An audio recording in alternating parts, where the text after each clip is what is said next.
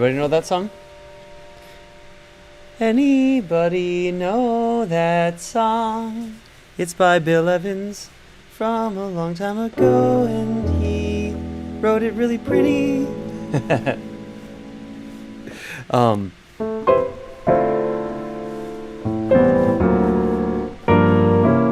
have to turn on comments. What's up, everybody? How's it going? Talk to me. This is a piano lesson, so my name is Greg. This is Weekly Piano. You'll see on the right there, that's my WeeBID account. So this is where I'm going to be drawing messages. Soul Fight by the Revivalists. It's got $15 on it. I'll have to do that one. So I'm using this app called WeeBID, where you can submit questions to me or ideas for any videos that you want me to do, and I'll do them. And you can also crowdfund them directly through this app. So you only pay the money that you promise if I actually do what you're asking me to do. It seems like a reasonable exchange. But I'm not going to dye my hair blue like some of you are asking. You can see my WeeBID thing right there. Somebody wants me to bring back Greg Spiro live on Friday mornings. So you can use this to actually request things that you want over the long run from me. Whoops. Back. Or, thanks, Creighton.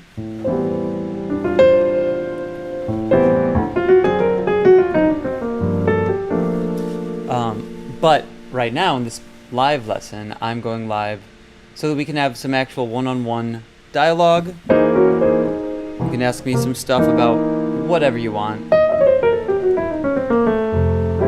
So my one of my more popular videos from a long time ago is the Bill Evans video, the Learning Bill Evans technique, and I've only recently actually that was about goal notes, which he does, but I've only recently learned the full specific version of his Waltz for Debbie song. Which I can show you this if you want. It's really cool.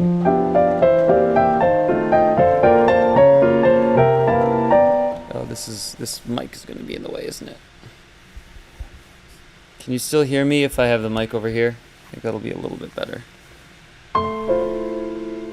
What's up, Brazil? Sao Paulo. I love Sao Paulo. I played there with Halsey a long time ago. You guys have a serious music scene there. I think I went out and partied at one of the music clubs there, like till super late when we played. I also had some really amazing, some sort of steak. I don't know specifically what kind it was, but we went to this amazing steak restaurant in Sao Paulo, and there was a dessert table that was filled with all sorts of amazing desserts, and I definitely ate myself stupid that night.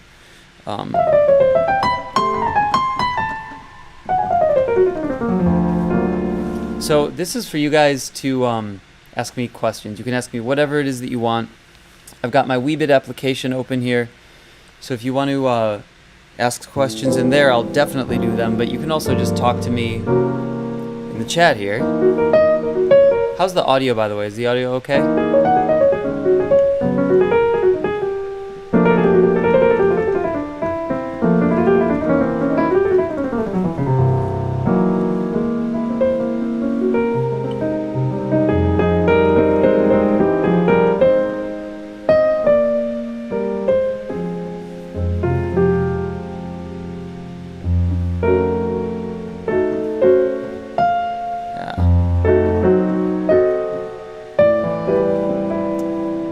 Awesome. Thanks, Buffer. Thanks, Carter.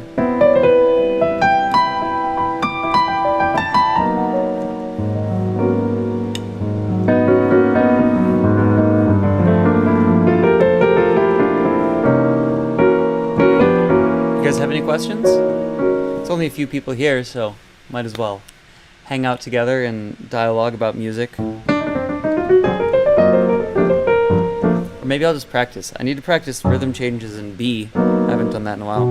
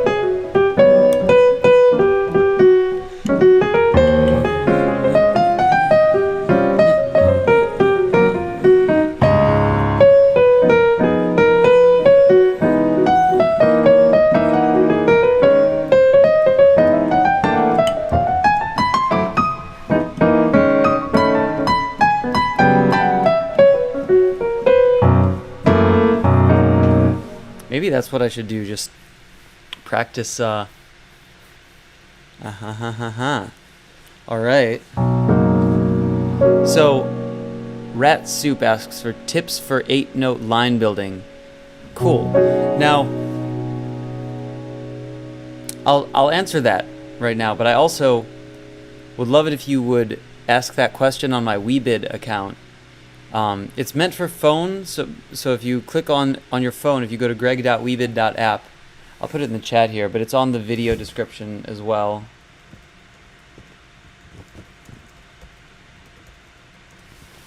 So if you go there, you can ask me anything, and I promise I will answer whatever it is that you ask me there, because I'm trying out this application. I really want to see how you guys use it, and if you have any suggestions for it. So lines, 8-note lines. I have a sheet, a sort of jazz cheat sheet of a bunch of pieces of jazz vocabulary that are already built out, longer lines, like that's one of them, for example. And I can send you this sheet. It's on my video. I think I have a link to it from the How to Become a Jazz Pianist in 42 Minutes video, if you look at that. But let's talk about how to build a line from the ground up, because that's actually a really interesting concept, and that's what if you look there, you'll find the essence of what jazz is made of. So let's just do a 4-note line to start, and then we'll build from there. So to do a 4-note line, you can pick a goal note. Let's say C is our goal note, and we are in I'm sorry, G is our goal note. I'm trying to multitask in my brain here. It's really not a good idea. So G is our goal note, and we're in C. I can enclose that goal note with a chromatic run. So, right, do you recognize that sound? That's a sound you'll hear like.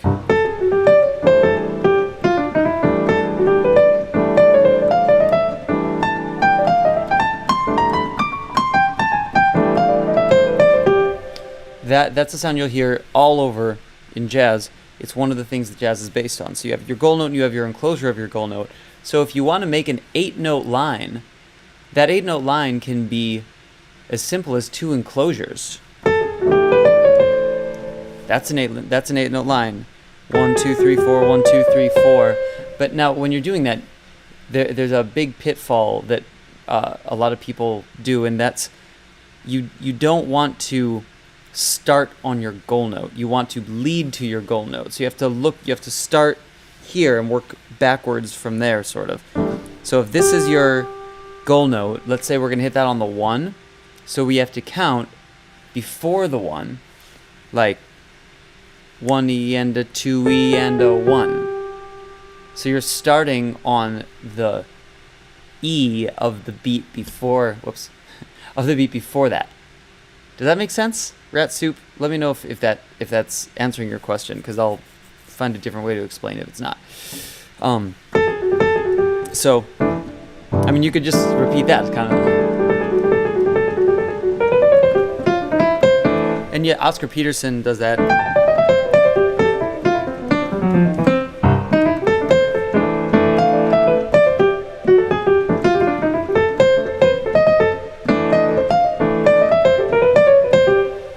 That's something that you hear all the time.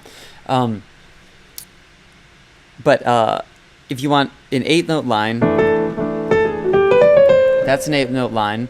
But if you let's say you wanted to now expand on that, so let's make it 4 goal notes, starting from over a 2-5-1 progression. So 2-5-1. You guys probably all know about that. So that's goal note number 1. We'll do the 3 of the 2. So D minor, right?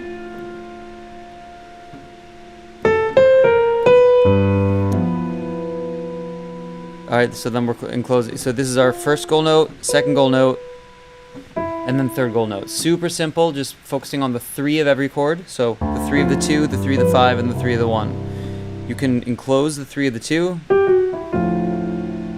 and then enclose the 3 of the 5. then enclose the 3 of the 1. And now you have a 12-note line.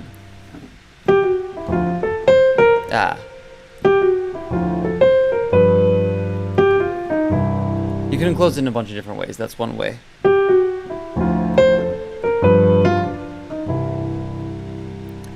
It's going to be a little obvious if you just keep doing it that way. However,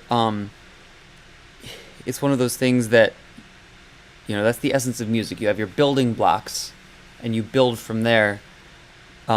You have to diverge from just the basic use of those building blocks. So if I were to just use the basic building blocks, it'd be...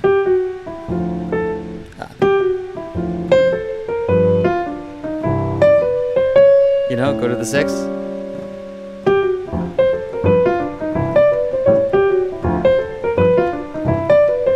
It gets super boring if you just do that.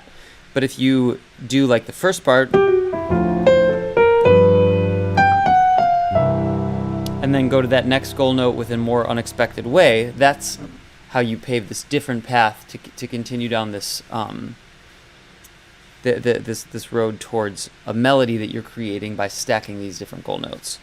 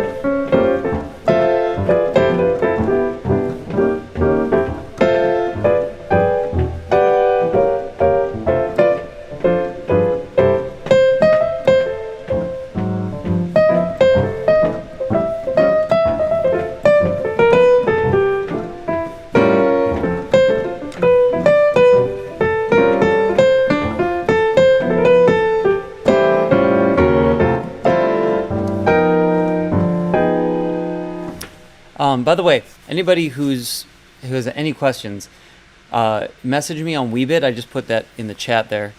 If you have any questions for me at all,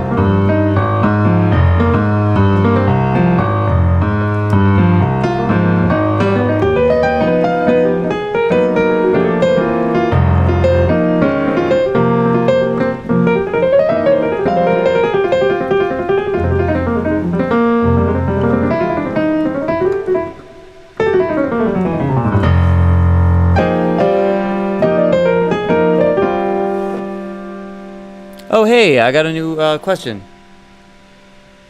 on WeeBID. Kevin Gilman asks, what is your all-time favorite hip-hop record? All right. Ooh, that's a really good question. By the way, Ezra, I see your question. David, I see your question. Alex, I see your question. If you ask on WeeBID, that's I will. So this is what I'm using as the cue for all the questions. I'll put it in the chat again. So you go there, you just sign up with Facebook, and then you can ask me any questions that you want. But Kevin Gilman asked, what is my all-time favorite hip-hop record? So I've got I'm not gonna lie. My favorite hip-hop song, not because it's the best, but just because it's so ingrained in my childhood, is this. Tell me if you recognize this.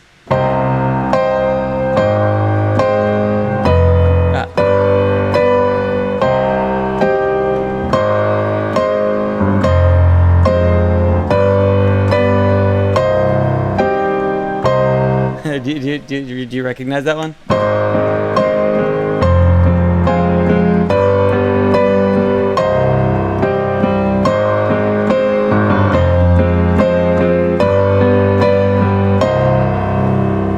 Anybody?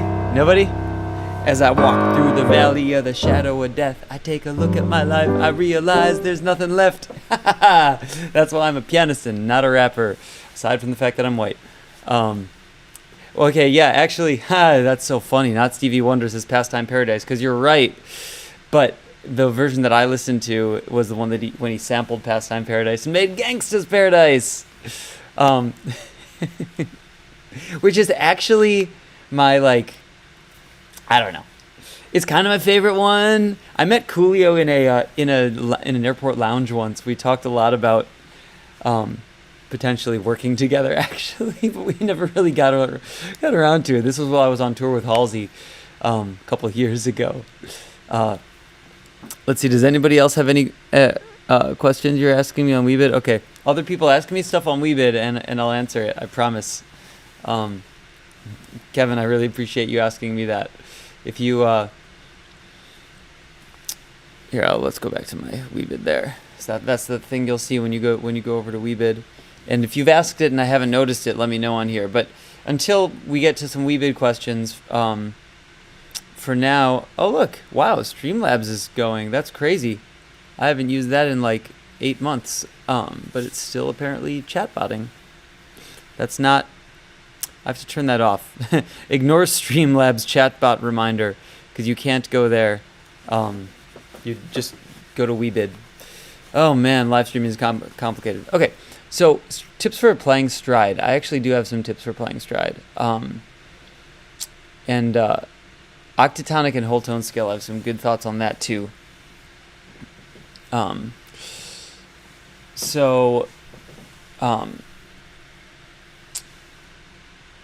Okay, so tips for playing stride. If you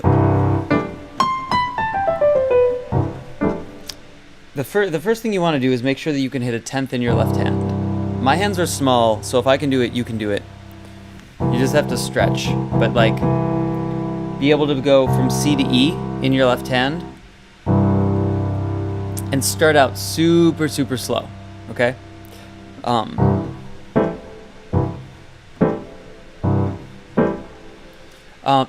You want to get this first before you go anywhere else.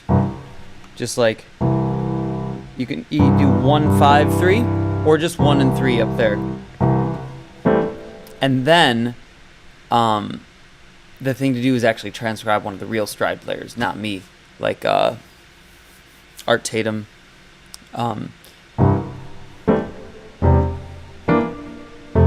The idea is you have your chord that you would play in your right hand.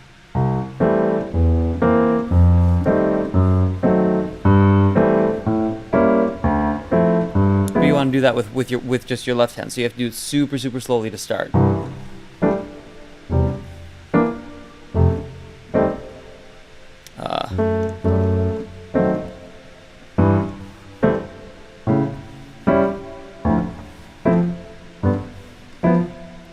And like much slower than that. When I started practicing stride, I haven't really. Oh, Montuno's That's a great one. Um, Jarzan, if you ask that on WeeBID, I will go deep into that one. I promise. Um, we're gonna continue on Stride for a little bit here. So when I first started learning Stride, it was like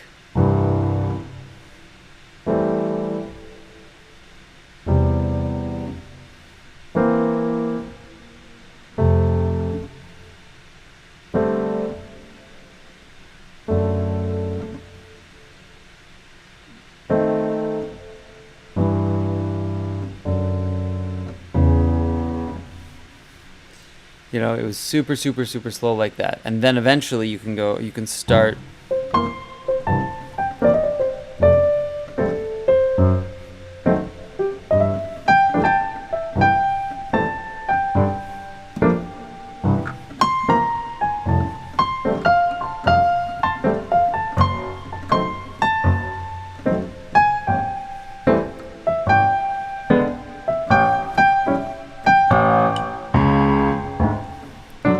See, I'm still not, I'm very, very far from being an expert at Stride, but this is.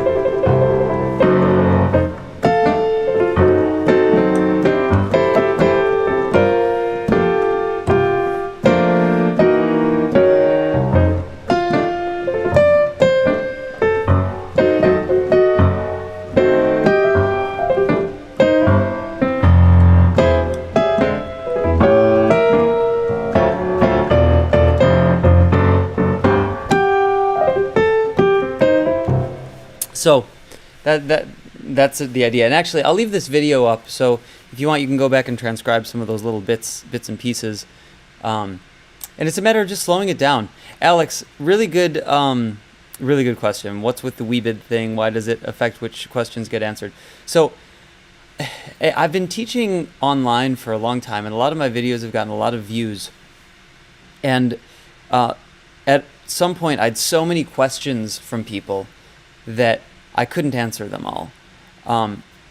So I tried to monetize the channel in a way by saying like, hey, if you give me $50, I'll do a 10-minute answer to your question. And that worked, but it didn't really get to the bottom of which questions were the most important to everybody. So I decided to start trying out WeeBID, where on WeeBID, you can submit a question to me. And right now I'm just answering the questions on WeeBID because I want you to use it. But the idea is you can submit a question to me, and then you can bid any amount of money that you would pay if I answer the question in the future. And you only pay it if I actually answer the question. So maybe you have some burning question about piano, and you've always wanted somebody to answer it, but you can't get to the top of the YouTube comments to actually get it answered from me or from any of the other educators. What you can do is put it in my WeeBID account and put like $5 on it. And then you only pay that $5 if I actually answer the question for you, if it's worth it, if the answer is worth $5 to you. But if you put that $5 on it and somebody else sees it and says, oh, I think that's worth $3 of my dollars, they could put their $3 on it, and then it's $8.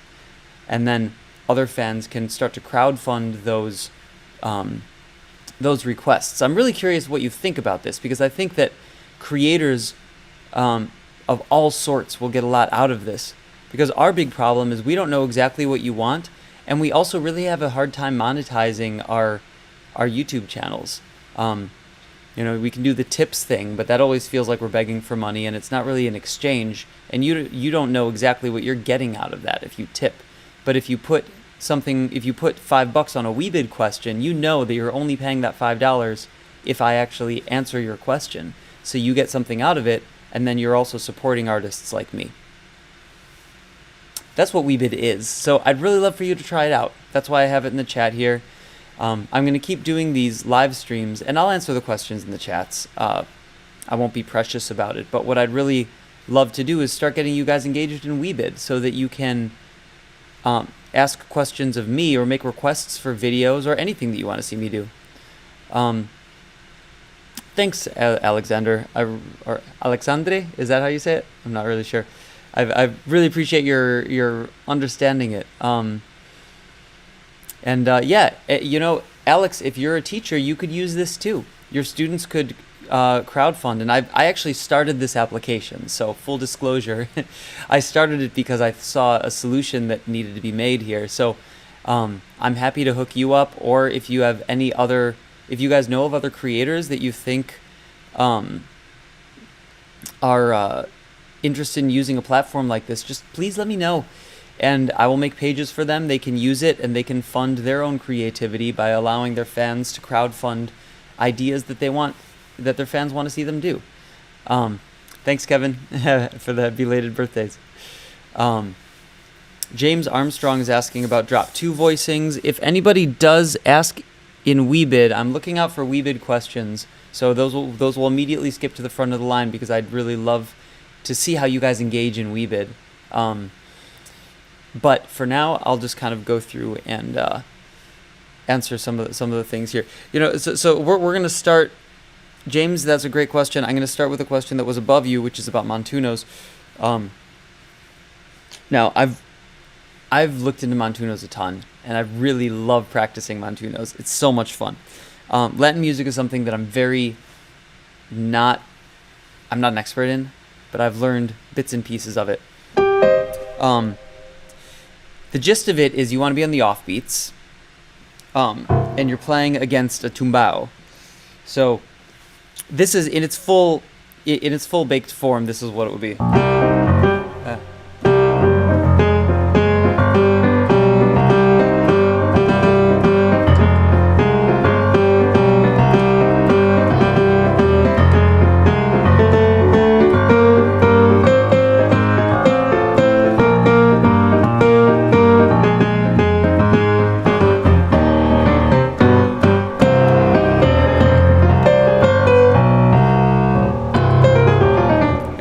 Okay, sorry, I'm getting ahead of myself. Man, I've got to turn off that chatbot reminder.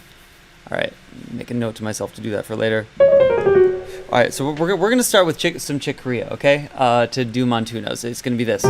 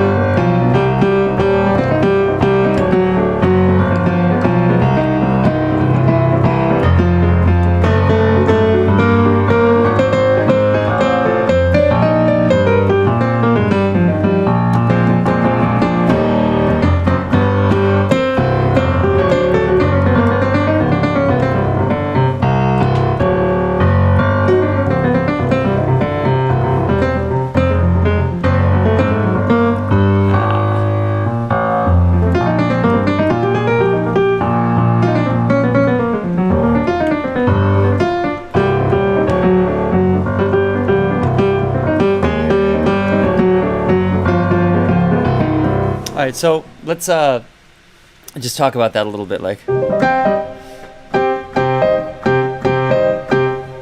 So like.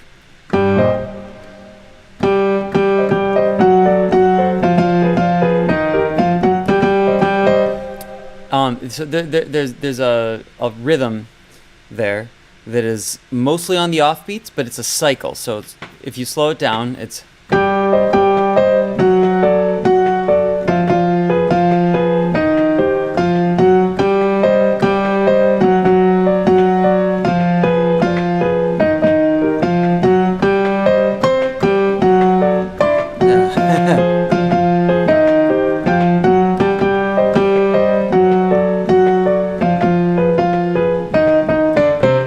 And then you also, when you want to like cycle it back around and hit home, you actually want to hit the 1.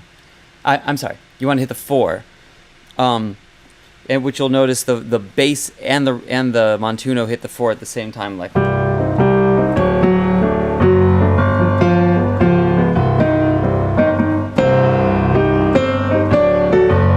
So that's, see, I hit the 4 there. Hey, what's up Brazil?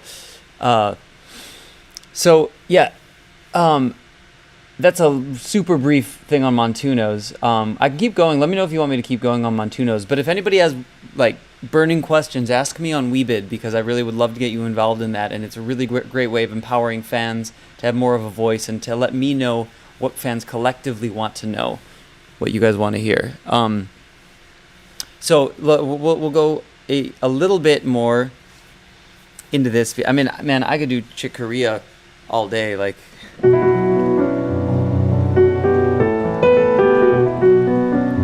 So sad that we lost him recently.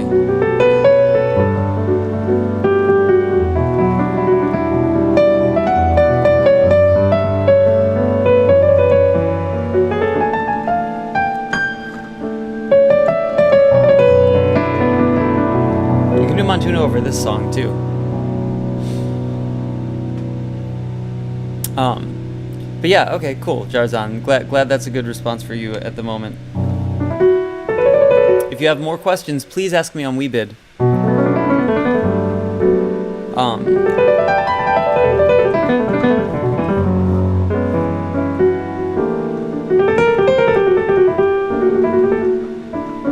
Danielle had a Giovanni had a question. Having trouble transcribing. Sometimes it takes a whole lot of time, and I'm not really getting the benefits of doing it. So you know what? I feel you on that. It's really Danielle, how long have you been? I wish I could like bring you in on video on these things. They should make something on YouTube where you can do that. But for now, we'll have to chat. So, how long have you been trying to transcribe? Because it's a slow process, man. I know. I mean, I've been working for like a couple months now on the Bill Evans, this Waltz for Debbie.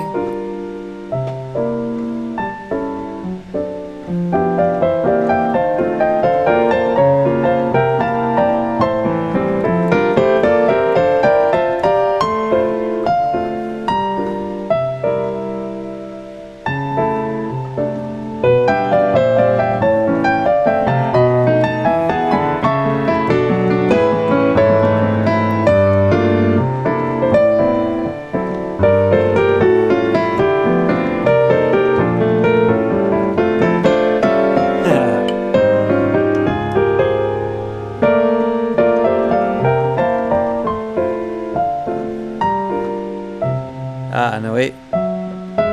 That's it.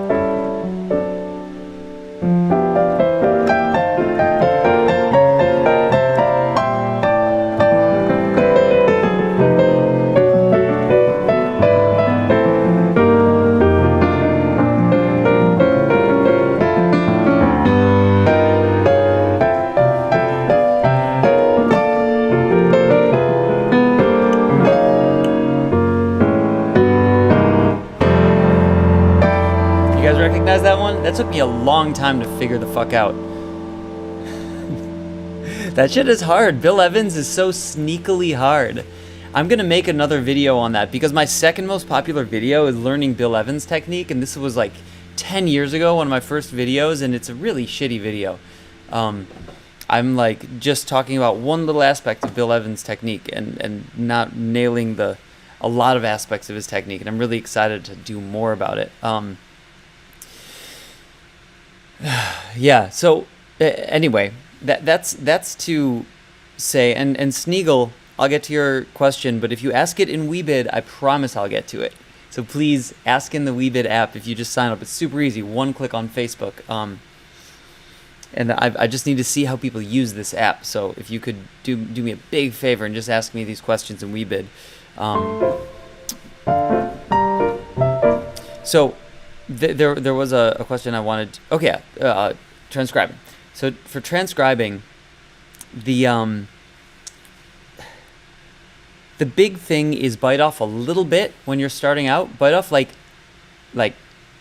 2 bars of a solo that you like.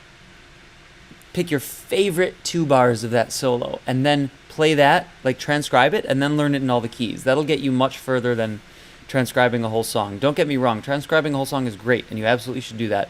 But I would start by, if you're more of a beginner, just pick 2 bars of a piece that you love, your favorite 2 bars, and then just learn it in all the keys. I'm trying to think of a song that I did that with, because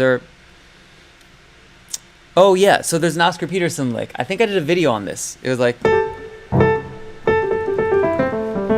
that was it. It was like it was something like that. But if you do that and then you get that in all the keys, you'll actually walk away with something, and it'll maybe take you a week to do that, of practicing a couple hours a day, just picking one 2-bar phrase that you really like, and then make sure you get it in all the keys. That's the big thing about transcribing. And then sometimes also, if you want to learn something that's like, one of my goals for myself is to learn that Bill Evans piece, that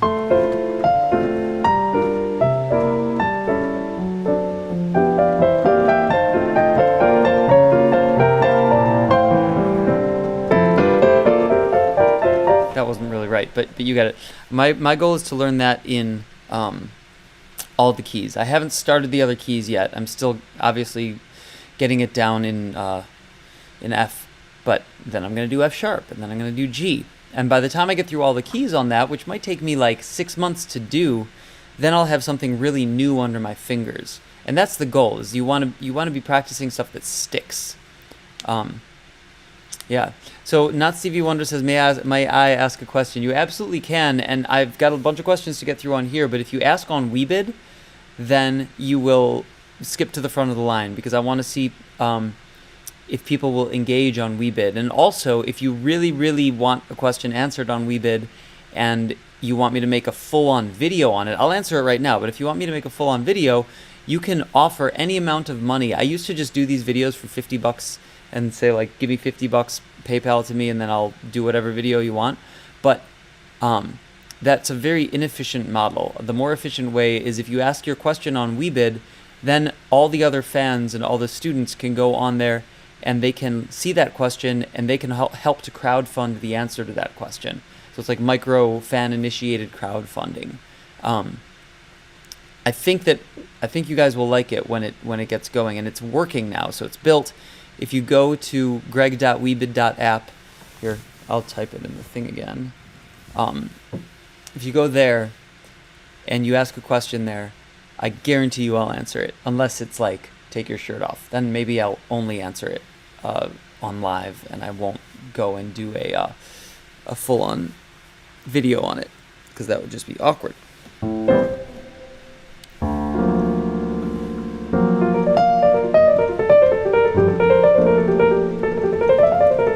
So until I get some WeeBID questions, because I don't think I have any of those yet. Oh, I do. Sick. 5 minutes ago. Sorry. Another one. This is another from Kevin. Thanks, Kevin. Awesome. So yeah, anybody who wants to ask me questions on WeeBID, what is the biggest lesson you learned as a musician or even a human during this last year? Woo! Okay. Man, this is a good one. Ooh. So yeah, you click the submit idea button. So when you go to thanks, Kevin. So yeah, Not Stevie Wonder. If you go to my page and then you click submit an idea, and then you have to log in. You use Facebook to log in. It doesn't take your data. Don't worry. It just it uses Facebook to get your name, and then it will submit the question under your name, so I know it's you. and then if you want, you can bid on the question, but you don't have to. And we give everybody $5 to bid for free when you go in the app. So the biggest lesson I learned as a musician, man, there's so many lessons that I learned as a musician and a human being. One of the lessons is to take care of yourself. I've been going so hard for so much of my life that I never really made a routine that kept me sane and grounded and in the present moment. And throughout quarantine, I realized how important it is to be grounded in the present moment. So for a lot of the quarantine, I was able to have the discipline to do a morning routine where I would get up at like 5 a.m. for a lot of it, sometimes 6 a.m. Now it's about 6. And then I would do my meditation, and then a chanting meditation. So sitting in a chanting meditation, I would read for at least 10 minutes, sometimes an hour.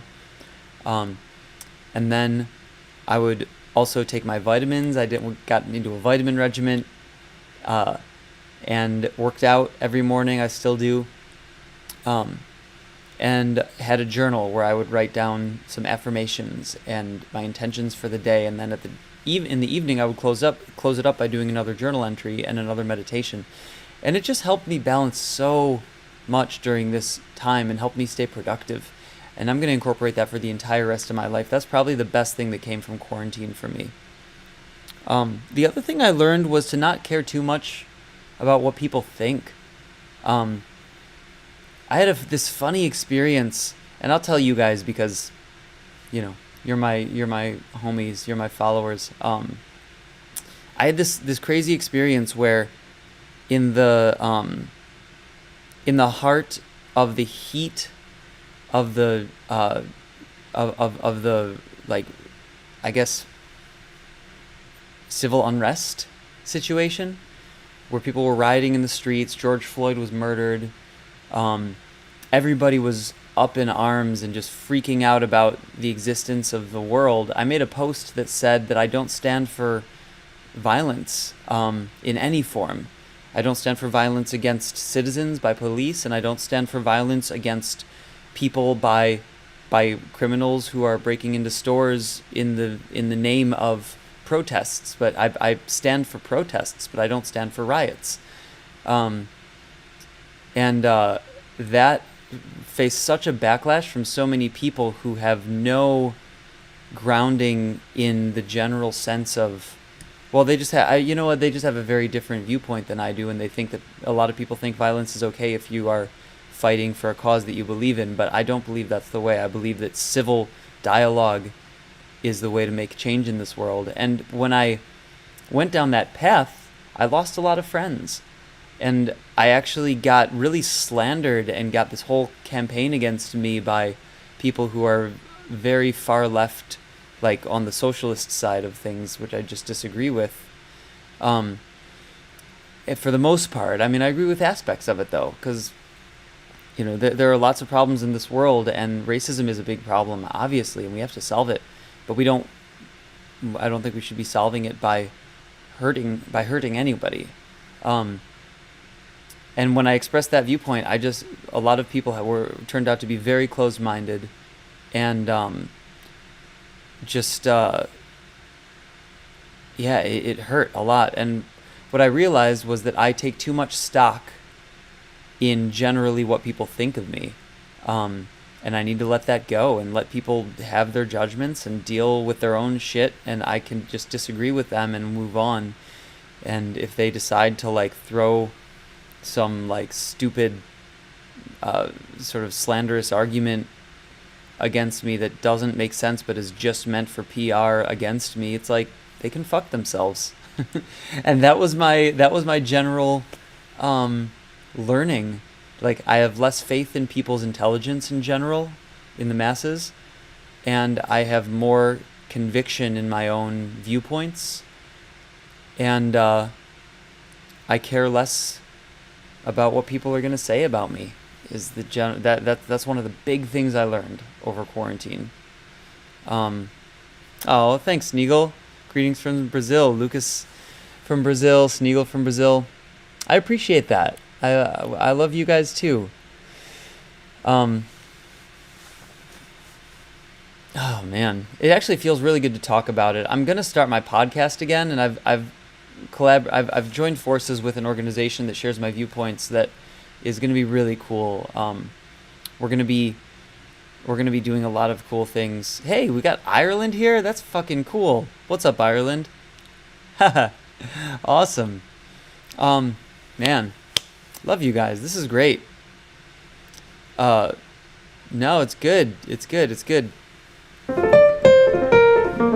So tips for timing. Somebody had tips for timing, but before I go to tips for timing, let me look at my WeeBID and see if anybody else has asked anything.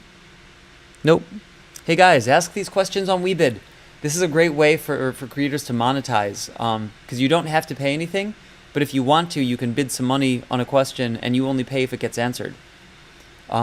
And tell other creators about it. I want other people to sign up and use this app. It's going to help change the landscape. If we work together, fans and creators, to make this worthwhile for creators, it's going to be really helpful. I love Steve Vai. Steve Vai is awesome. So anyway, tips for improving timing. Timing is a tough one, man. I have a lesson.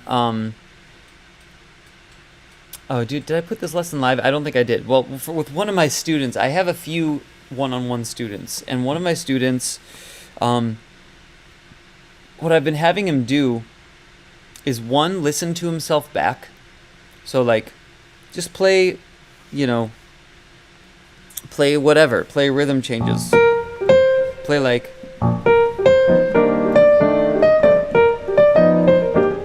But do it to a metronome. And...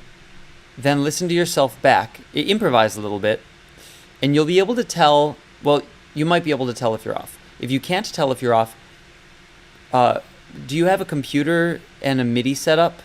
Because that's a big thing here. If you have a computer and a MIDI setup, what you can do is go into Logic or whatever, put on the metronome in Logic, and play, and look at your timing on the grid. And you'll see, like, start by just playing one note in quarter notes and see if you can play quarter notes right on the grid. It's really fucking hard, I promise you.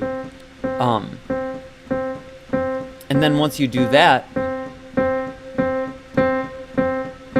I would love to jam with Steve Vai. Steve Vai is great. So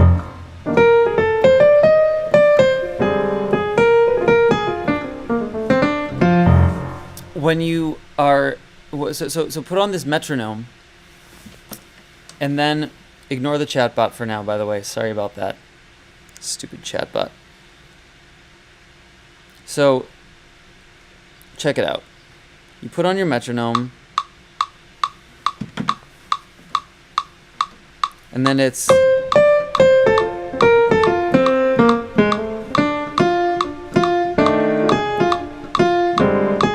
Now, you're listening to that, you probably can tell it's pretty on. But some of you are going to sound like this.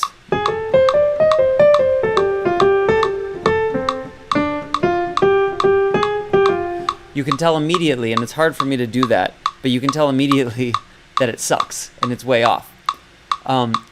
When you listen back to yourself, you'll be surprised what you didn't hear when you were playing. And you want your shit to swing, like...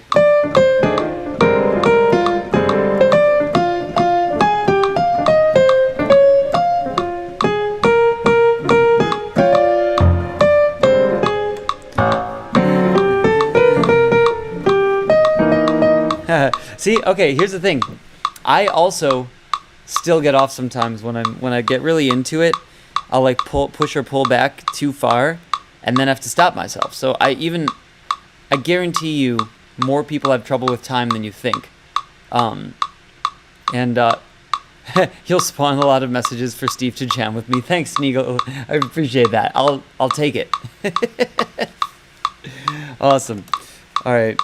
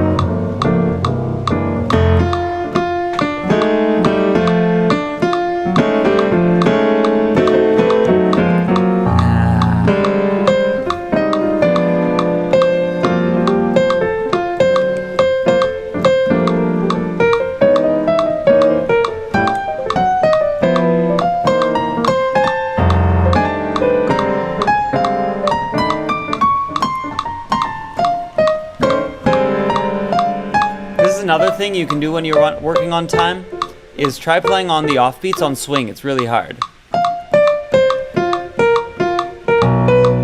And play the left-hand bass.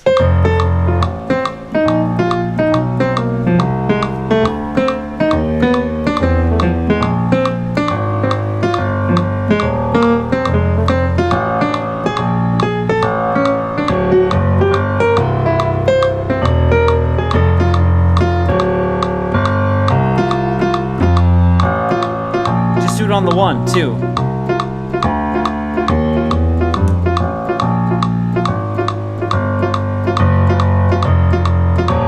It's hard to do.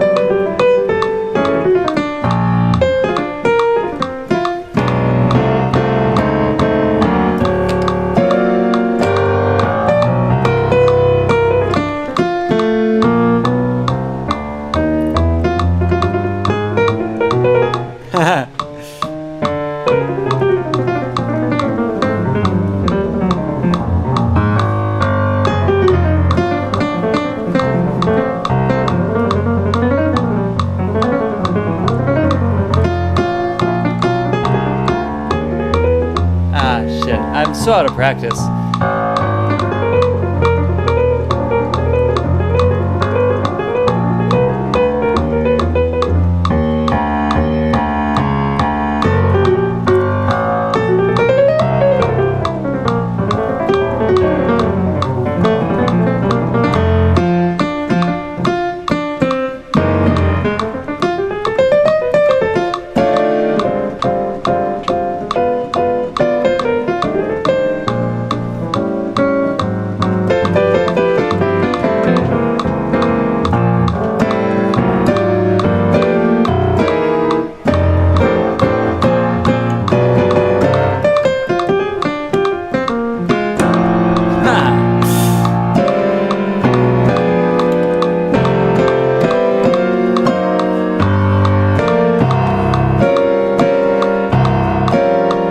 Here's the 1, check it out. Did you get the 1 there? Now we're gonna hit it on the 4. And then we take it back. I love doing that.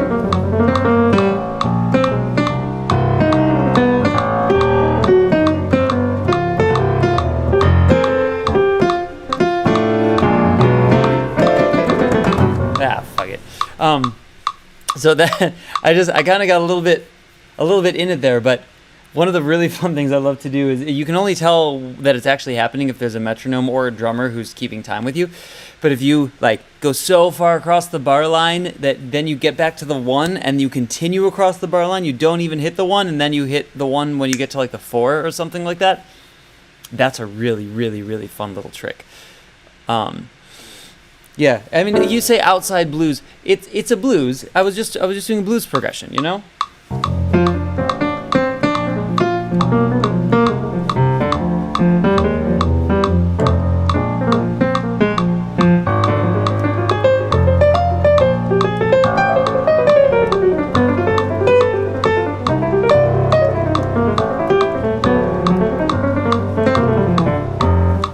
You know, just straight around the blues progression. But what the cool thing to do is you can go off in like this is also a blues. If I were to just do this. I'm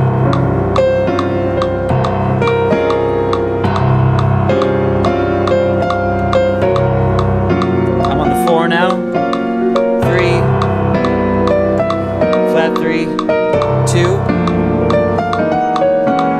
3, 6, 2, 5, 1, and then go like dig back in somewhere, you know? It could as long as you I I have this thing called Latin Fusion Blues that I wrote, I don't know, 12 years ago or something, that almost never hits any of the actual roots in the blues except for the 4 once. It's actually on a record that I'm putting out. I'm re-releasing my original acoustic album that I did like 12 years ago. It's coming out on vinyl, so you can buy that somewhere. I don't know where, but I think you can buy it now, or at least pre-order it. But there's a song called Latin Fusion Blues that it's like how is it going?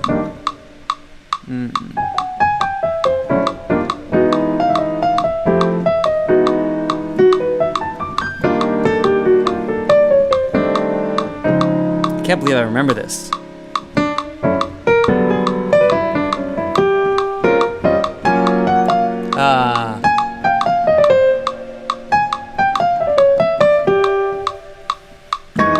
Something like that. Yeah, if you look up, I think it's on Spotify. I think you can look it up. Mackay McCraven's drumming on it. And I'm re-releasing the vinyl, so you should pick that up. It's gonna be good. Promise. Be straight up vinyl, acrylic. Yeah. Yeah, so the harmony was outside on that. But like outside is very relative. It wasn't really that outside. I was just playing like this, which is a sus 5, a 5 with a sus and a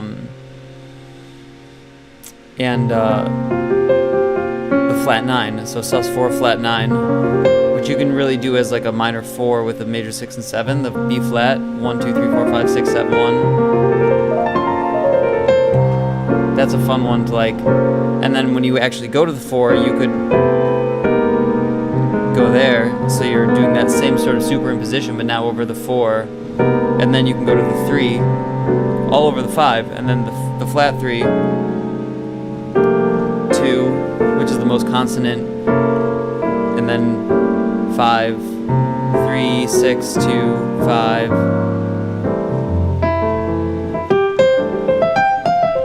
Ooh, Jamal, there's a question error on WeeBID. Thank you for letting me know. That's something I need to figure out if that's happening. If you're not able to, so Jamal, could you let me know what happened when you tried to submit a question on WeeBID, and I'll absolutely answer your question here as you're doing that. Sorry about that. So yeah, could you guys test this for me? Go to greg.weebid.app and see if anybody else gets a question error, because if that's happening, I need to get it fixed. Jamal's question is, if jazz is a language, what gets lost in translation? What does it take to have a basic convo? What is being said? How do you feel about the entire metaphor? Yeah. So really, really, really good and deep question, Jamal.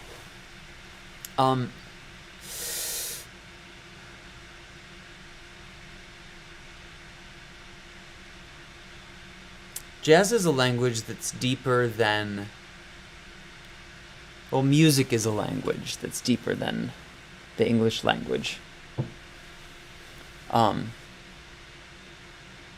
That's a really good question, and I want to give it an adequate answer. The idea of speaking through music is a metaphor in and of itself. When you're speaking through your instrument, you're not saying anything literal, and if you are saying something literal, it's purely in your own head that it's literal. It's completely metaphorical in that it is a relation, it is expressing a relation to aspects of that which pinpoints deeper aspects of our existence as a human being. A layer beneath verbal communication is emotion. You can't really communicate emotion through just emotion, so you communicate it through verbal language, and then also through other dimensions of that plane, like eye contact and body language, and even smell. You like omit certain smells, and all of that turns into emotional communication, right, between two people. Now, music, the communication of an emotion can be done through music as it relates to cultural references. And that splits into two very distinct and important aspects of what music is communicating, which is one is cultural reference, which has to do with aesthetic and beat. And like, for example, a minor key in Western society now sounds sad, right? But that actually sounds happy in some Eastern cultures. So that's cultural communication, where it's different between different people of different cultures depending on the music that they've come up in. But then there's also emotional communication that has to do with the placement of notes as they relate to each other, describing an entire landscape of that which is the composition that is being created, either collectively between multiple people or as an individual, that is expressing something that includes emotion, but is also a story. And saying the word story is a misnomer, but speaking about music in this way, you're only pointing at what something is. You can't say the word that actually describes what the thing is, which is why it's so hard for people to answer that question, which you just answered. And Frank Zappa said it best. He said, talking about music is like dancing about architecture. What you are describing is something that is in relation to a relative world in and of itself. So if I'm here and then this other person is right here and we're playing together, I can say, like, let's say we're in F, right? I can say, and then he can say, right? And there are metaphorical things that can be drawn from that, like this. You can describe the first thing I played, which by the way has thousands of stacked implications just by the way that I played that first thing, the feel of it, the time of it, the vocabulary that I used. It sticks to a certain idiom within music, which is jazz, right? And then if that other person goes like that, there's a story that is being told here, and there's a dialogue that's being had, which is, I said something that I can now, as I'm explaining it to you, break down in ways such as it's sort of a question because it's going upwards, and that relates to how human voice talks. Like, if I talk like, if I end a phrase like this, don't you think I'm gonna say something next? I dipped and then I went up, right? I ended going upwards on a goal note, which makes you feel like something's coming next. Now the other person said,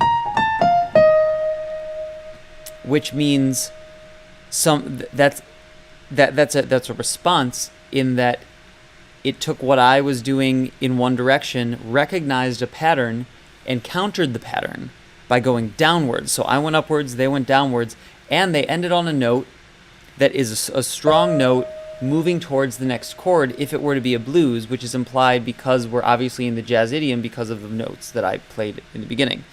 And then if you want to actually go into the theoretical aspect, it's because this has a tritone of this, which means that your ear is in Western society, because of the overtone series and the way it works, it's drawing you into this third here from this tritone. So what that person, by doing that, what they actually did was they said, like, okay, we're in F now, and now we have a and like, it's implied that this is a dominant 7 chord, and it's implied that oh, thanks, Hassan. I'm glad you're digging this. Okay, yeah, sure. I said some stupid things earlier, but I'll leave it on the thing live, in the like live archive or whatever the hell that is.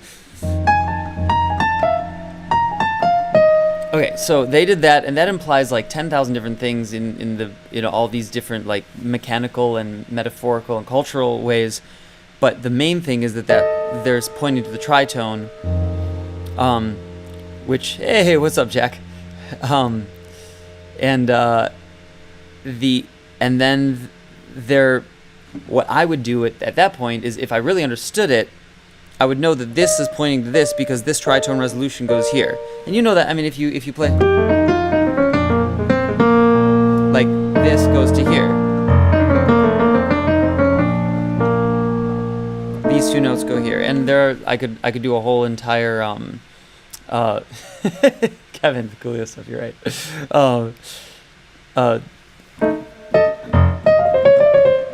Awesome, Hassan. I'm glad this is helpful.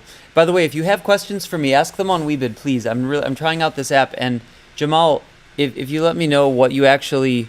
Oh, hey, somebody did ask a question on WeeBID. Was that Kevin asked another one. Thanks. See, it is working for you. If anybody else could please try asking on WeeBID and let me know if it works. Just like ask any question, doesn't matter what it is. I need to make sure it works for other people.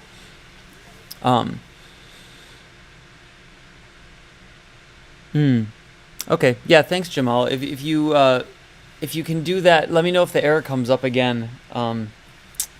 Bummer. I thought we had it working, but yeah. So they say that let's get back to this dialogue that these two people are having. They're implying the tritone, and then they go to the 4. The chords go to the 4, and I know it's going to the 4, and they know it's going to the 4. Now, this with this implication, I might. Dorian, you can use it now. You don't need it. This is the Android version. This is the iOS and Android. It doesn't. It's completely platform agnostic. So you can log on greg.weebid.app, and you can ask questions. You can bid on their answers. If you do decide you want to support and you want to bid a little bit, that would mean the world to me. But I'll still answer your questions regardless, because I would love to just see you guys use the app. All right, so here we're on the 4 now, right? Now I will probably go, if I'm really listening intensely, I might then go up to the 3, because thanks, Greg. Good name, Greg White. I might go up to the 3, and then like really oh, thanks, Carlin. I really appreciate that. Haha. That's awesome. I'm glad. Carlin, if you have other ideas of things that you want me to do, any sort of questions, just ask me on WeeBID, please. I need more people to try it out. Here's the link again. I'm just gonna spam you guys with the link. Sorry. So then I would say, like, okay, I hear you, and I hear that you're going to that goal, so I'm gonna go to that goal, and then I'm gonna hit it even harder, and then I'm gonna continue through the progression and move that goal, so I'm not just like doing the same exact goal note, because that can get really boring. Moving it down a whole step, and then that other person might hear that, and then might start from that note, or they might not. But if they did, they could start there and go.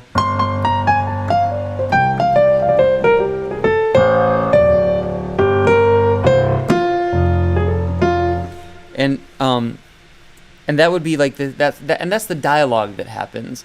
So it's a much more. It's not like, hey, how are you doing? I'm doing great. Oh, the sun is shining bright today. Yes, it is. I love the sun. It's like it's not like that. It doesn't mean these specific things. It's like it's something that you actually can't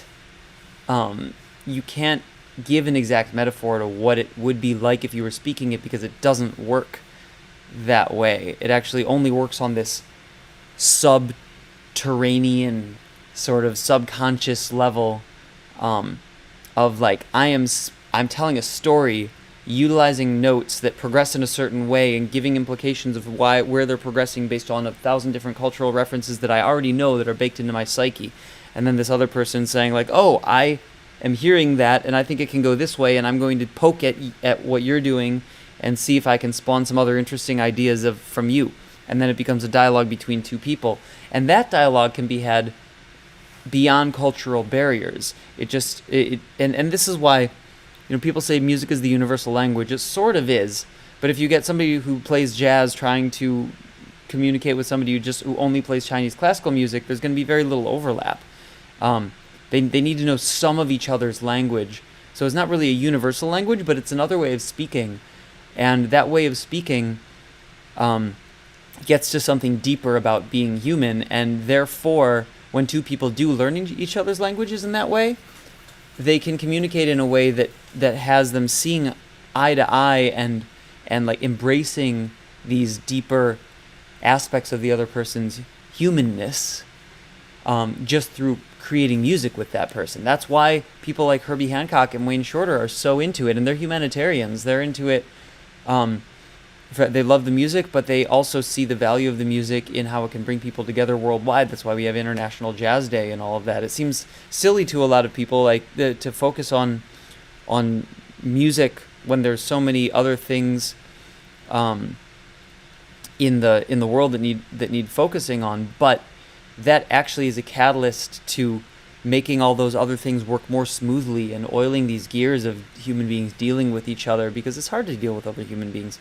Carlin's saying WeeBID only lets you sign in through Facebook and you're not in the linking accounts on everything. I understand. Well, thank you.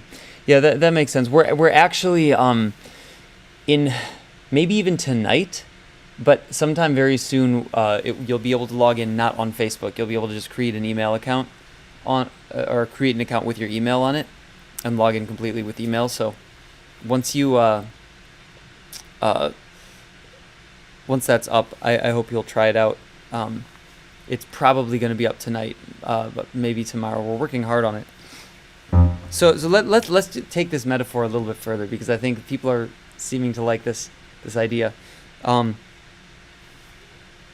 if I were to let's just say this octave. This octave is going to be person 1. This octave is going to be person 2, okay? It's a fun game. I've never done this before. But we're going to have them speak to each other and ask questions about this, by the way, if you have questions about this.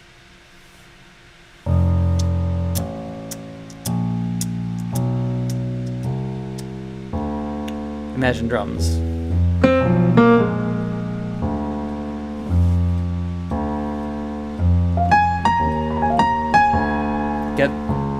They did so that one mimicked the goal note.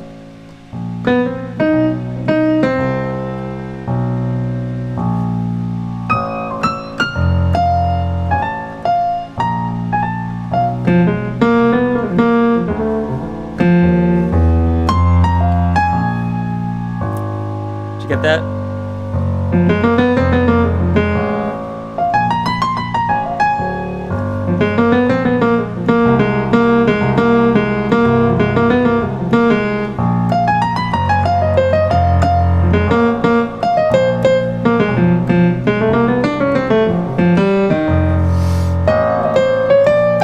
Okay, I'm gonna stop there because that example of what just happened. Oh, thanks, Jack, for submitting a question. I'll check that in 1 second. So the big cool thing that you hear is when people really finish each other's sentences. Like I want that, and then this person did something like that, because this was obviously going there, and then this person finished it and progressed it even more. And that's all you're doing when you're improvising, is you're progressing a story.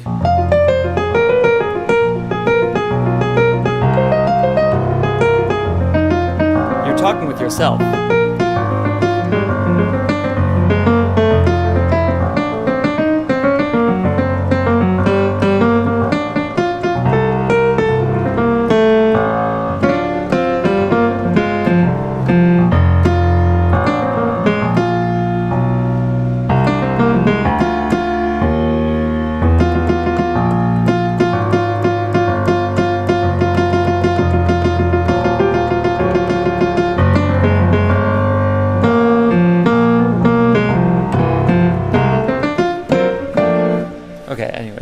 let's see if this other question went through. Oh, hey, we have hey, awesome. We have a couple questions here, and got some bidders. Nice. Thanks, guys. All right, what's this question here? Oh, nice. Kevin. So yeah, Kevin is working for you, obviously. Let's see. So a question received a bid, but I don't know if if other people are. So this says, how'd you get Herbie Hancock to join the app? By the way, you guys can ask questions to Herbie Hancock. I should probably tell you that too. Herbie's a mentor of mine and has been a longtime friend. And he joined WeeBID as well. So if you like asking me questions, you can also ask Herbie questions, and he will answer questions that get over like 75 or $100 bid on them, and you guys can crowdfund the answers to those questions. Is that something that you guys are interested in? Like, getting specific guidance from Herbie Hancock, and then you could crowdfund that guidance. I think I'm interested in that.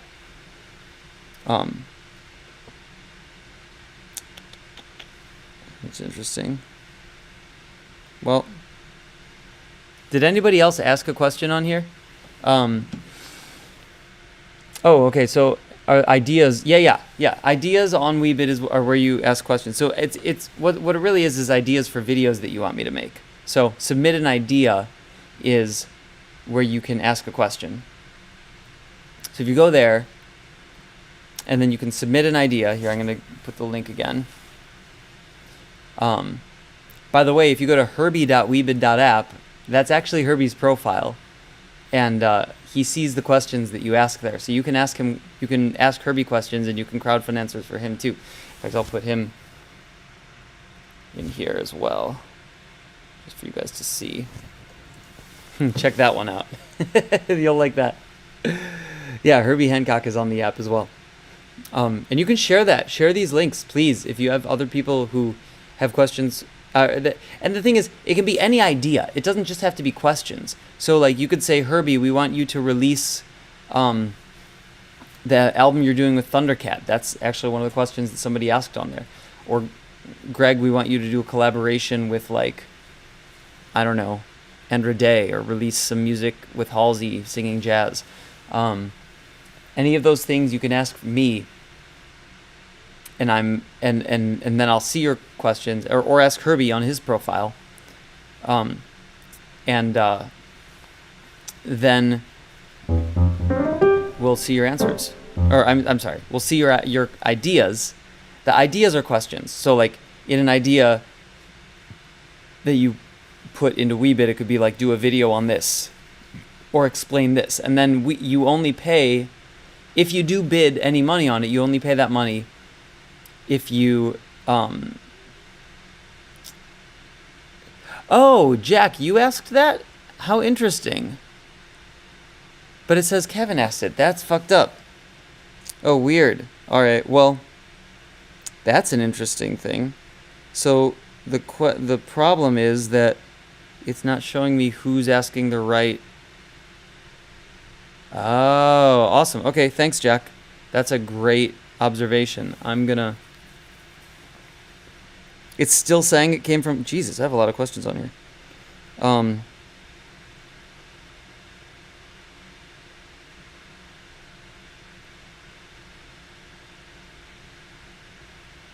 It's funny. I think, yeah, it's just showing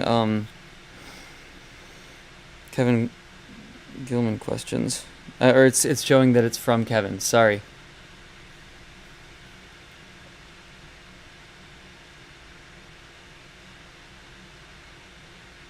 Oh no! Now it's saying now it's saying from you. Okay, I see.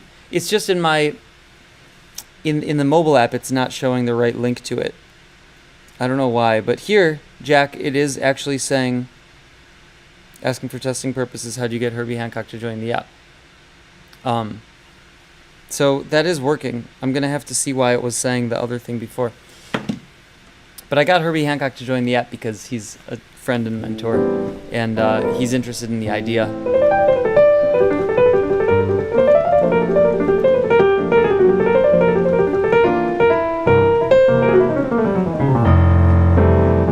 I might have Herbie on live actually sometime in the next couple weeks. If we actually do it, it'll be on the 27th, I believe. But Herbie might be live with me on my show.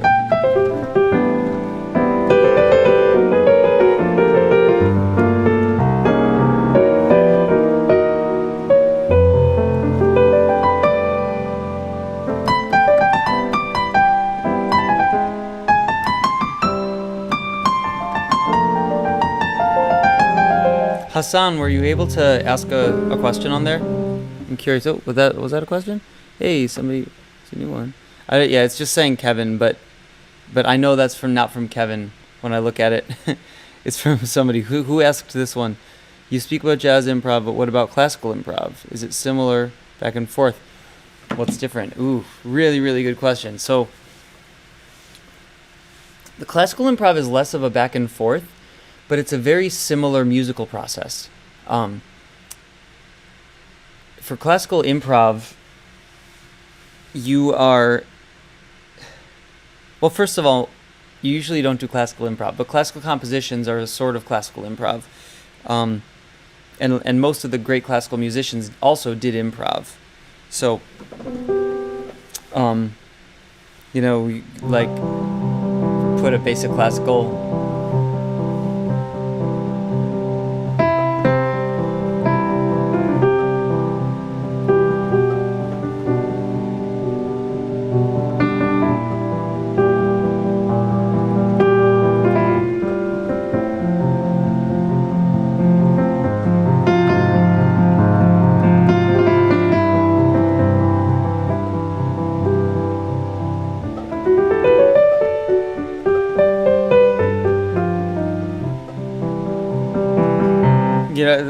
So you can improvise any classical sort of vibes, and the question and answer thing is kind of the same in what you're doing with yourself there.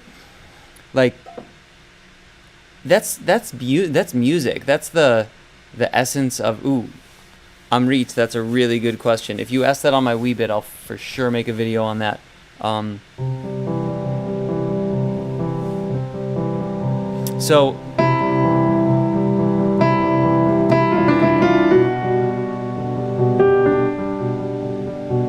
So even just that phrase right there, like, I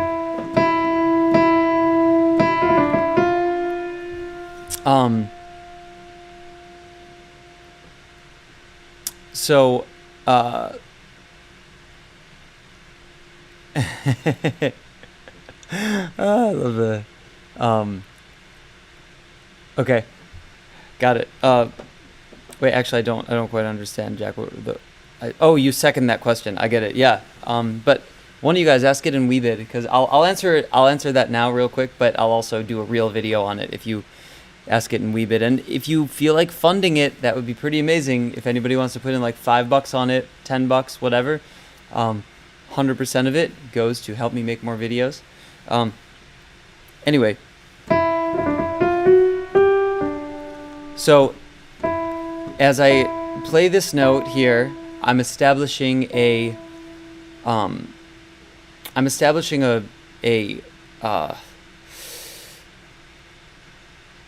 it's a theme. And that theme is very simple. It's really just this note in whole notes. And then I'm diverging from that theme with a dissonant note and a goal note that's one note below. But that could be two people speaking. It could be this is the first person, and then this is the second person.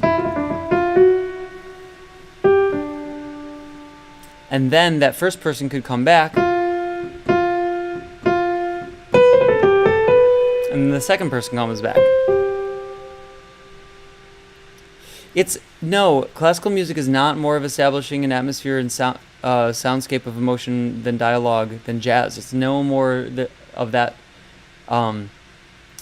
than jazz is. They're actually exactly the same. Yeah,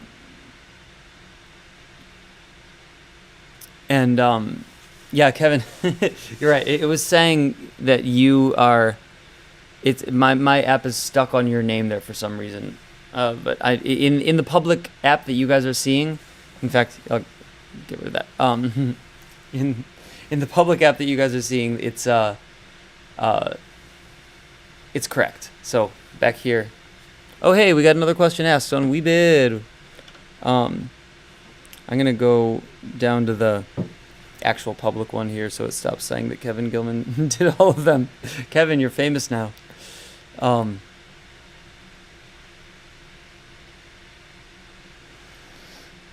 right, let's see where this.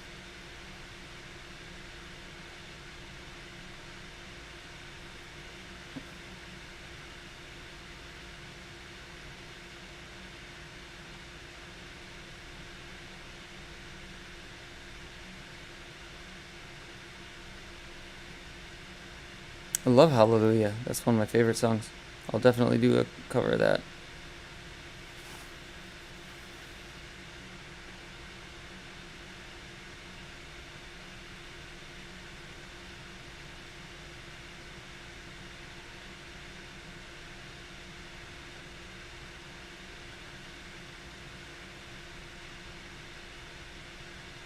Where's that question? Way at the bottom here? Oh, where'd it go? That's weird. I don't know why it didn't show up in my... I know it's there. Did I pass it? Sorry.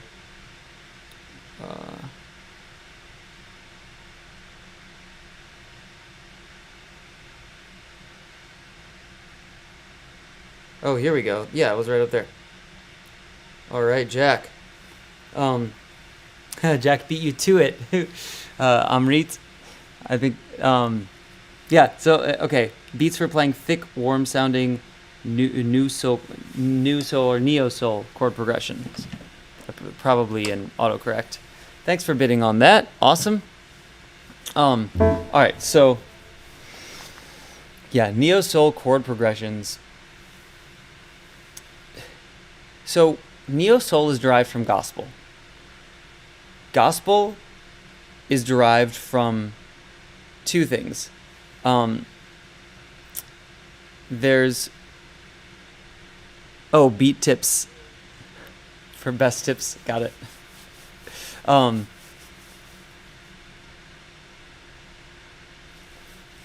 So yeah, Amrit, ask that in there too.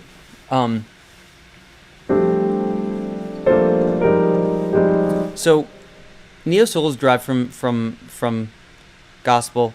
Gospel is derived from a combination of blues and classical music, mainly Bach. So if you look at the old Bach, like Christmas tunes, for example, all the hymns, gospel draws from all of that, but also takes that and makes it a more beat-oriented and harmonically chaotic landscape. Not every chord in gospel moves in the logical progression to the next chord in the same way that chords in classical in Bach's hymns go to the next chord. And that the reason for that probably was the people who were doing gospel had the sound from Bach, and I'm hypothesizing now, but they weren't music educated in classical technique when they were coining gospel music, or maybe they were, but just were going left of center of it. So you have some things that make less specific harmonic sense, but skip around in very interesting ways. So you have like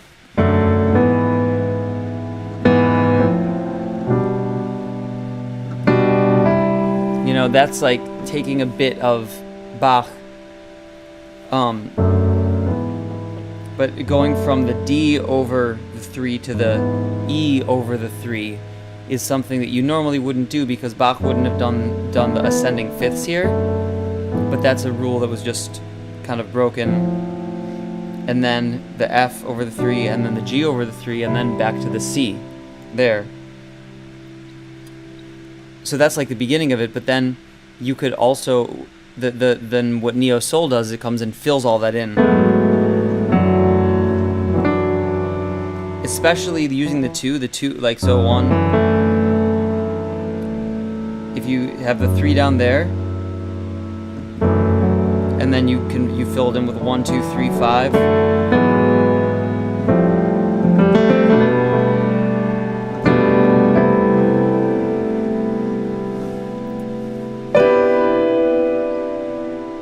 And a lot of chords in, so one thing in terms of like making thick neo soul chords is like you fill in all of them, just fill the whole thing in, 5, 4, 3, 2, 1, 7, 5, 1, but be careful not to do it too low. You can't really do that down there or it sounds muddy. You can do it up here, and then you can do something like chromatic planing, like up to the F minor. But make sure there's some harmonic grounding to it. Like if I'm in C, that's the 2, right? And that's the minor 4. And then I could go to the 3, right? 1, 2, 3, 5, 7, 9, 11. Like a nice thick chord like that. That's just these are ones you can memorize. Use that, and you can chromatically plane that around. And then then you combine that with like rhythm, like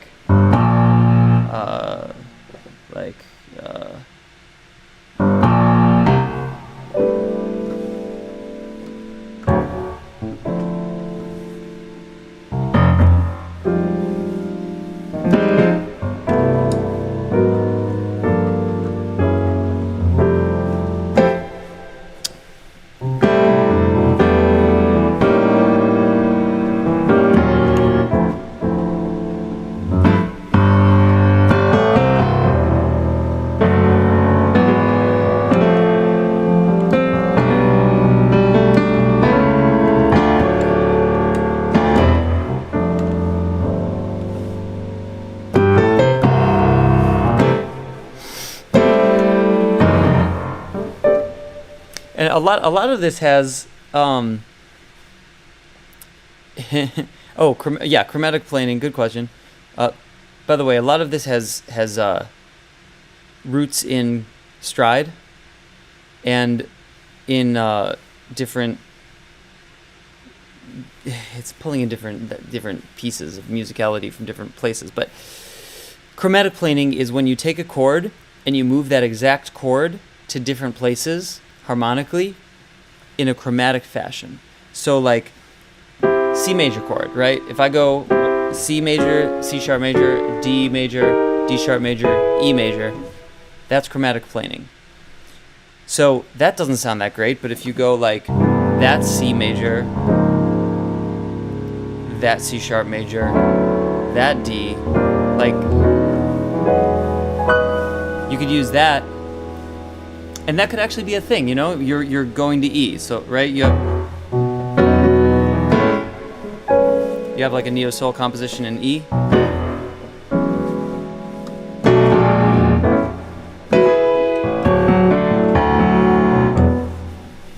If you wanted to do a turnaround, this isn't in the right time, but you could do that exact thing I just did.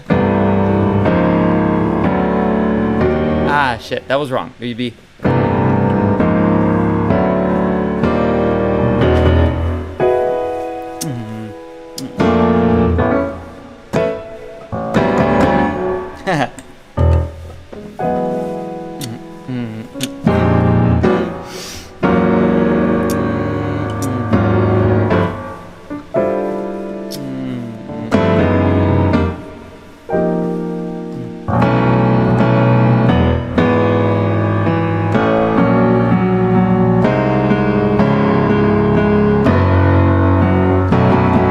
So then I do the 5, and then I could do up a half step, right?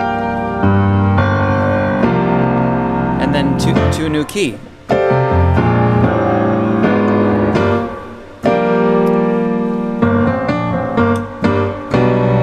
Over the 3, same progression I did.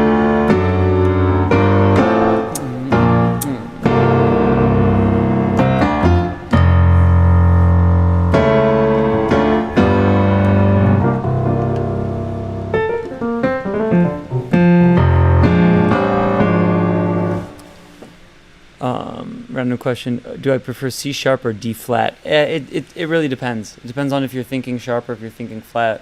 That's one of those ones where like normally D flat because you have less accidentals in that, but that's the idea. Like, is it C sharp has 7 accidentals. D flat has 5 accidentals. I'm not exactly using the circle of... I mean, I am using the circle of fifths, but I'm more using voice leading to determine where I'm going, and then being deceptive about, like, landing some... Is my chair bouncy? No, it's not. My chair's not... It's actually, like... It's a plastic chair with a little, like, wooden panel cover on it.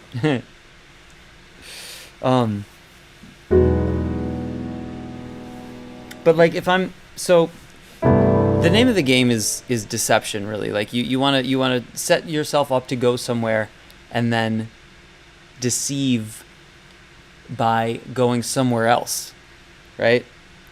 Like, by the way, I'm going to end pretty soon, but if you have more questions, ask me there on WeeBID and I'll answer them later. So, like, let's say we're in C, and then I were to do, like, D over F sharp, right? Where your ear wants that to go is G. That's where it leads. That's where D7 over F sharp just leads to G. But rather than going to G, I will just move this up a whole step. Now, it's E over G sharp, which leads to A minor, right? But instead of doing that, I might do a deceptive resolution and treat this as the 5, go down to the flat 2, and then treat that as, I think it's called a Neapolitan third or something like that. But where you actually, this is something Bartok did, put this over, make that the 3 again. Now it's A major. I could make that a 7 if I want to, but I don't even need to because it's already so deceptive, and then move that up a whole step. Now we're in B, and now this is really tricky because I could go directly back up to C if I want to, and then I've sort of thrown this whole thing off base. But if I really wanted to do, if I wanted to say, okay, now we're going to go back home, I go to E minor, because that's what B is, the 5 of E minor. And now I'm going around the circle of fifths, and I can go to the 6 and the 2 and the 5. Ha.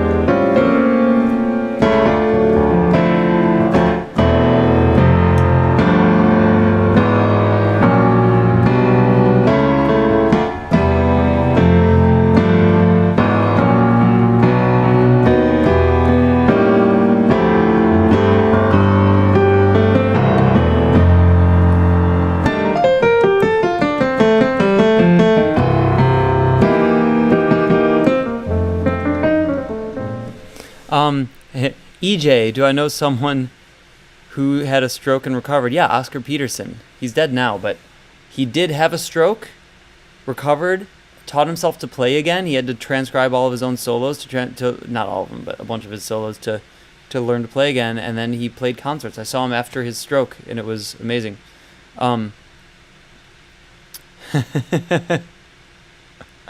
Thanks, Hassan. Oh man, it's a lot of shit. I'm throwing a lot of shit at you. It's hard.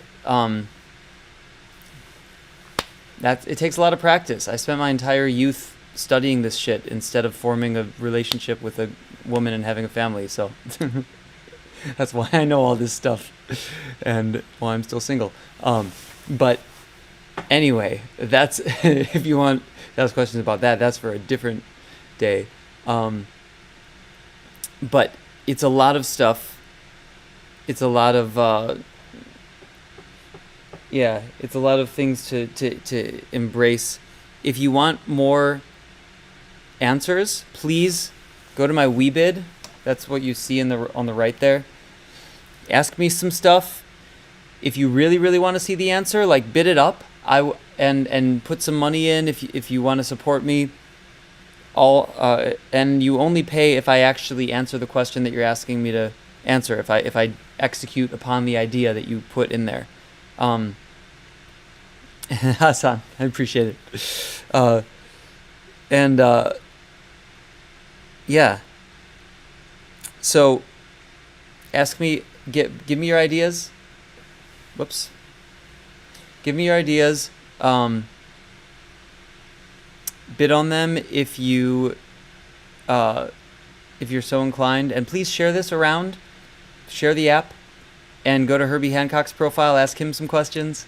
Herbie.weebid.app.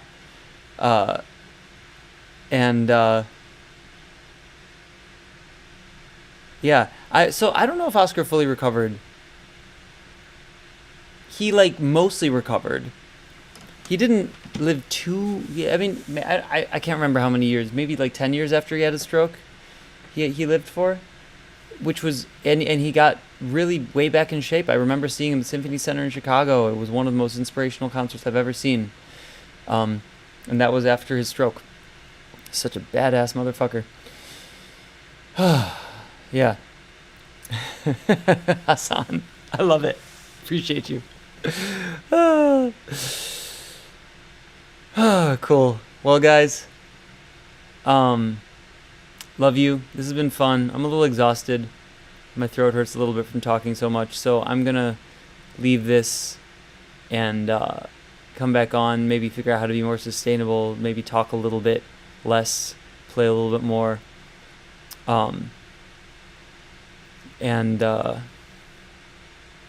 Yeah, in the meantime, use the WeeBID app, please, and share my profile if you have other people who have questions. I'm going to try to go live again soon.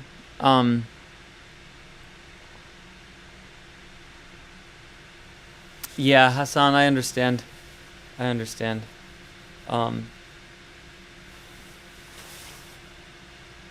Cool. Well, thanks, guys. Love you all. And I will catch you guys on the proverbial flip side.